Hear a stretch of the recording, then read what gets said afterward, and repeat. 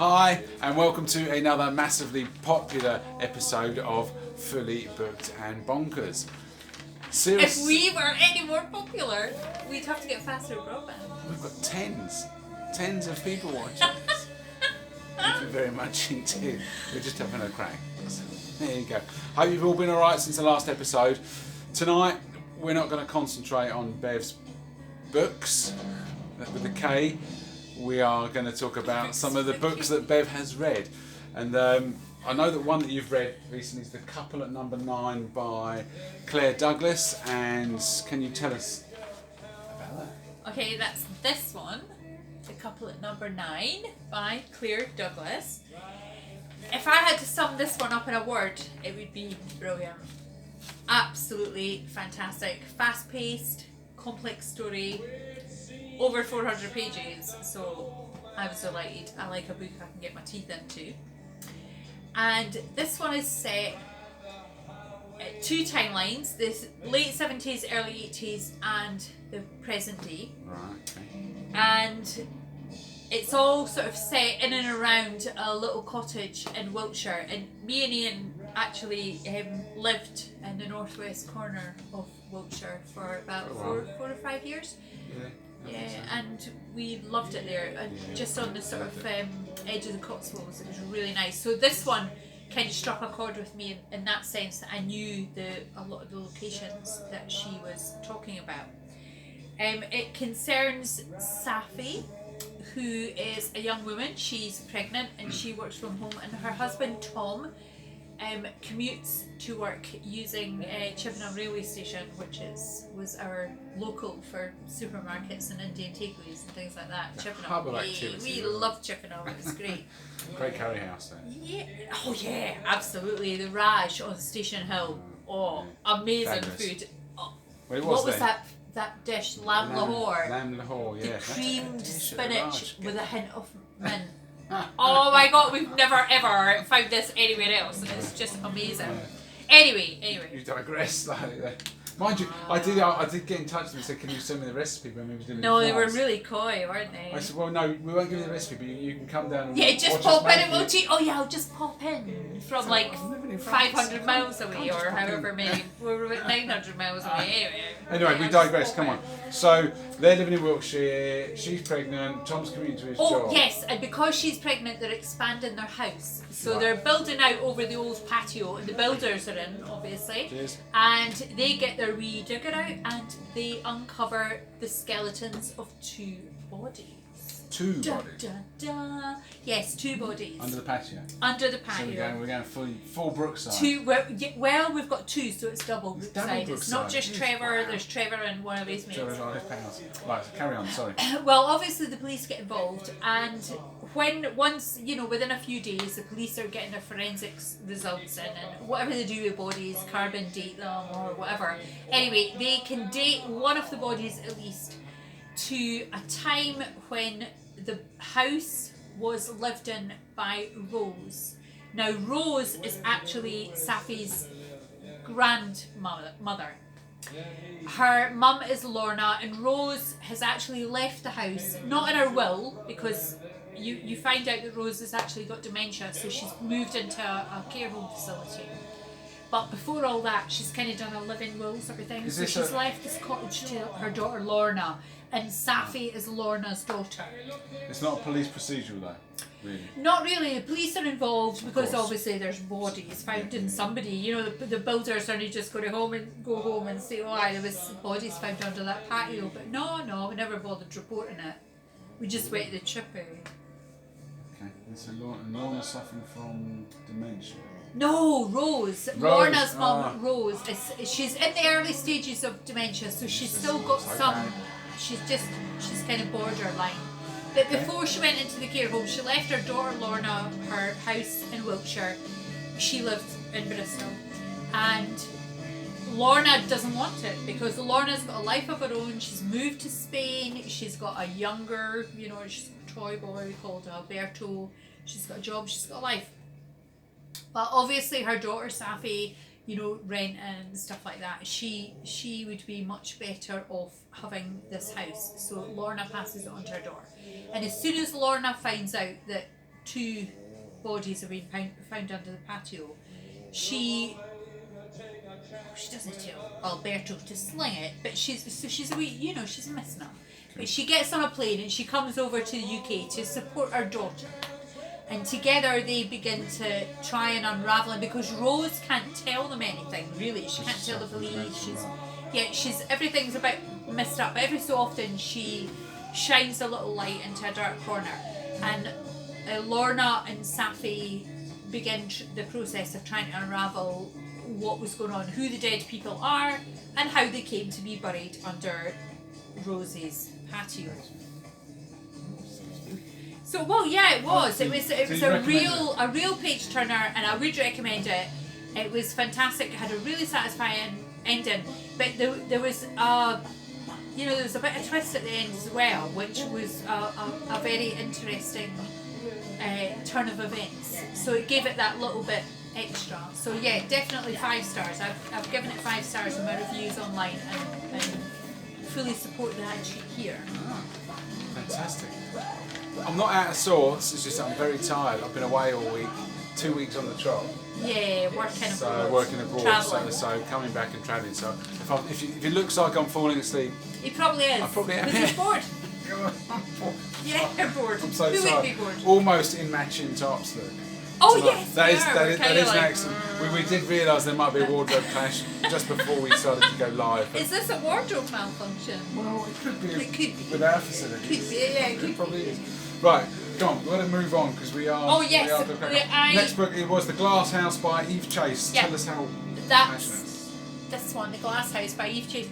Both of these books were given to me by my daughter. She does give me lots of books. The couple at number 9 was one that was a gift. She hadn't read it, but The Glass House was one that she had read herself, and she was like, "Oh, here you go, Mum. I think you'll like this." Well, she was right, and of the two. I'd said it, the couple at number 9 was brilliant. The Glass House, I haven't said, "Oh, that's brilliant." I have given it 5 stars, but it wasn't brilliant in the sense its brilliance is like a what do they say? Hiding your light under a bushel. It's kind of like that you don't realise how good it is until you kind of... I felt like that when we went to see Mousetrap in London. Oh, in London, yeah. And I found it really, really underwhelming while we were there watching it. Yeah. But afterwards, I started realising how clever it was, and to this day, that and the 39 Steps. Oh, 39 Steps was fantastic. Absolutely amazing. I think we saw both at the same weekend, and they were just awesome. Anyway, Right, the Glass House was a bit like that. So, written by Eve Chase, again, a first book that I've read by that author. It's a slow, kind of organic story. It kind of builds up and takes you by surprise, really. It's set between Devon, and you've got all the sort of seascape and kind of watery language, and then you've got London, which is all kind of brick and stony, clear-cut language, and then you've got the bulk of the story lies in the Forest of Dean, and the language that she uses when she's telling that part of the story is just really organic and amazing, and it just really, really takes you there. You can almost smell the earth and the trees and see the light coming through the trees. I absolutely loved it. Turn Jim down a bit. Oh, do we have to? No, I think he's fine. Okay. Jim's fine. Anyway, the timeline here is we're in the 70s and we're in the present day. And this is a story about women. Strong women, broken women, young women and old women. And motherhood is a theme, a recurring theme through it as well, with all the insecurities that come along with that, as well as all the joys. In the 70s, we've got Rita. The story always kind of centres around Rita, but in different ways. In the 70s, Rita is very young. She's a young woman. She's experienced a lot of trauma in the past, so she's an insecure woman. She's afraid of her own shadow, really. She's actually working as a nanny when we meet her. She's a nanny for the Harrington family, who have 2 children, Hera, who's about 10 years old, and her little brother Teddy. And but Rita's not only looking after the children, she's looking after Jeannie, the mother, as well, because she has recently given birth to a stillborn baby. So she's going through all the grieving process. She's depressed, and she's really quite unstable, and she's really not in any fit state to look after her children. So Rita has to look after not only the children, but Jeannie as well. And Jeannie, being Jeannie, coming from a well-off family, you know, I think they originate from Chelsea or something in London. Her husband has basically just consigned his grieving wife and his children to Rita, get them out of London for the summer. He's far too busy doing his own job, leading his own life, doing his business deals. So they can all bugger off to Foxcote Manor, which is deep in the Dean Forest, and just leave them to get on with things for the summer. So Jeannie feels abandoned, the kids are confused because their mother's going through a lot of grief, and Rita's spinning plates.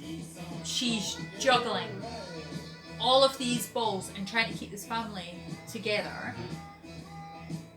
And also she's got her own insecurities to deal with, and into all of this comes a young man called Robbie, and to me he was a kind of Green Man character. So he's a man who lives in the forest, he works in the forest, he is of the forest, so he's kind of like a wild, untamed. Well, yeah, but he's not a beast. He's much more like a. No, from him. I mean, from you ladies. Well, it does get a bit like that, because he's kind of, him and Rita kind of get together. So Rita's got all of this going on with the family, all of these responsibilities that she has, and here's Robbie, who's really kind of trying to set her spirit free. So, and then you come to the present day. Well, yeah, yes, there's the other timeline, which is in the present day, and there's a woman called Sylvie and her daughter Annie, and Sylvie's going through a divorce, and Annie's just found out she's pregnant. But we also find out that Sylvie's Rita's daughter. Okay. So this is Rita's the link between the past and the present.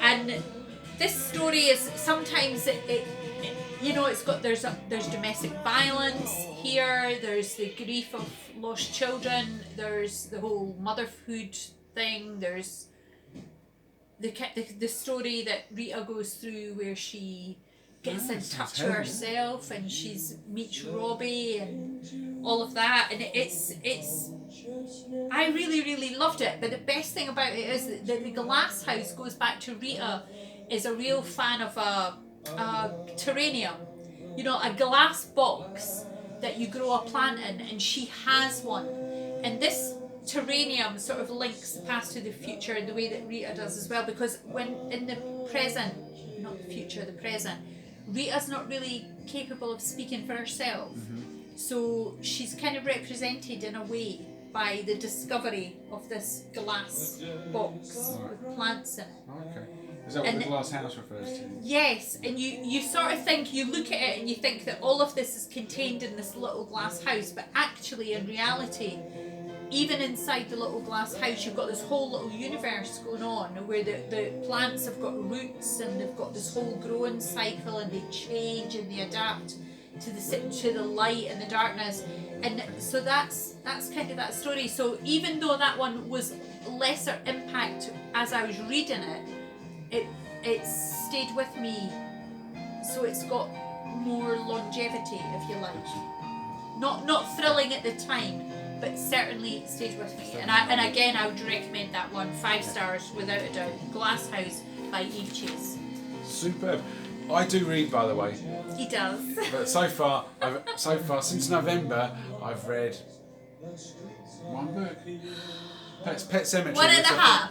Which I think I've just started. And you read for me as well. You read stuff that I write. Yeah, so he helps me. I do, but I'm so hard working, I don't find the time. So, but I've recently read a few books as well. I've just finished Pet Cemetery, Stephen King, so I might say something about that later. I'm really knackered. Aye, that's alright, I understand. So we're going to say goodnight. Thanks very much for watching, and... Next week. Next week we're going to talk about 2 books that were written by an author that I've recently discovered, Alan Gorvin. Alan Gorvin, yeah, he's Irish, isn't he? Yes, he comes from Dublin. Okay. So Alan Gorvin next week. Yes, two books by Alan Gorvin. See you soon. Thank you very much. Bye.